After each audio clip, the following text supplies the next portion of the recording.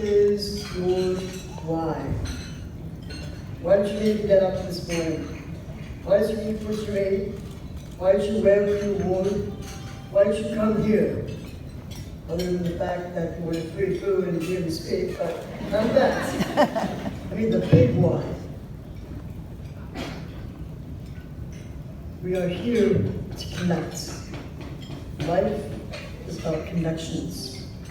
Life is about allocating the resources that all of you scientists and doctors need to connect to one another and to bring hope to all of us who are currently affected now and in the future. And why do we do all this? Love, time, and death. Now these three abstractions connect every single human being on earth. Everything that we want, everything that we fear not having, everything that we ultimately end up doing. Because at the end of the day, we long for love. We wish we had more time. We fear death. Now love can be perhaps the most intense of them all. It could be as simple as the touch of a hand, or as complex as the meaning of life itself. It's in our homes where we foster the meaning of love and the values and powers of family. It's in ourselves, by accepting ourselves and our bodies no matter what. Even if your body just doesn't want to get up out of bed one morning. That's okay, just grab some German chocolate, it'll all be all right. It's here tonight, filling this room beyond the walls, coursing through our veins. It's in our communities, a power much greater than ourselves. Our community is so strong because every one of us is different. And every one of us has a significant role to play in this community. We are united by a common cause. We support each other. We never stop fighting, and we question everything we thought we knew for the pursuit of a better life for each other. That's love. It's being there for the people who you care about, no matter what, forevermore. That's what friends are for. It is unto itself the highest law. If only we had more time. Read in a book, yes, I read books still, that time is an illusion. Now, I was skeptical at first, but the more it lingered, the more I knew it was true. The past gives value to our present and teaches us lessons and stories that will shape who we are today and to help us look forward to what is to come.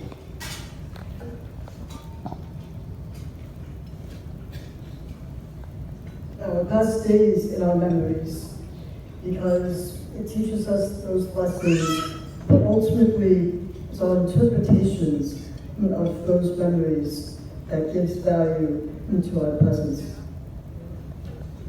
Now, we could say that all those surgeries, bone marrow transplants, cancers, biopsies, put us down a dark, empty path, but you know what? Maybe those things could have been exactly what we needed to be the people that we are today. Those stories teach lessons to everyone outside of this room. Today is the day to share those stories. Today is the day to create new stories, to bring about peace into the world. Today is the day to enjoy that cheesecake you're eating, because you know what? Some of us won't get a pound from that anyways. Today is the day to fundraise for the research that will save our lives and more. Today is the day I'm partnering with the Mailman organization to bring hope to families undergoing bone marrow transplants. Today is the day to rewrite the mutations in our DNA. Today is the day to live. And that's our end game, to live. Now imagine you're on a giant Ferris wheel. Let's call this the Wheel of Fortune. We're all riding on it, yet everyone's eyes are closed, so nobody knows that we're riding on this wheel. On the outer rim of this wheel, everything that you think you have. As the wheel turns, you pass by various things. A job, a house, a car, people in your lives, and eventually, our own lives. Now, this wheel represents our lifetime and teaches us to recognize how fortunate we are to have what we have, and that the shortness of life gives value to the time that we have now. I like to think how shorter people give value to the world as well. What you do truly own is your essence, because in the center of that wheel, if you choose it to be, is peace and happiness. No matter what happens on the outer rim of your wheel, you can still be at peace with the mere fact of living. For we truly don't know when our lives will pass us by. For there is death. Surprise! It is the most feared and misunderstood of them all. People say you should live as if you were to die tomorrow, to force us to do everything that we can today. But maybe we should live as if we were immortal, so that we could stop being afraid of the things that could harm us, to be adventurous, to take risks, to not be afraid of death. Because even if today were our last days, we can still, even if today were our last days, that's okay, because tomorrow will come anyways. It will be better because of you. You have today. Do things not out of the fear of death, but out of the pursuit of happiness. I want each and every one of you to promise yourselves that when you think you're about to take your last breath, you will fight. And when you truly know, it will be your last. Let it go. Accept it. Allow yourself to see the good in the life that you had. And if not for yourself, do it for the world. Because the world needs each and every one of you right now.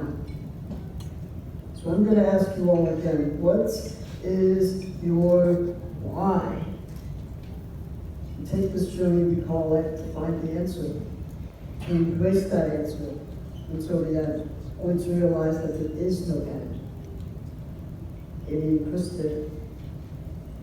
They didn't just eat to live, they lived to eat. They didn't see the glass half empty, they saw the glass full of substance. They got out of bed every morning because they had the spark in them that told them, you need to get out there. You need to make a difference. And you need to enjoy life. Or it's too late. And sure enough, that's exactly what they did. So along your journey, be sure to notice the collateral beauty, its profound connection to everything. The reason time exists, it'll never bring them back. It will never make it okay. But I promise you, the beauty is there. Love is the reason for everything, especially towards war. It is the only why. Thank you. Love you all.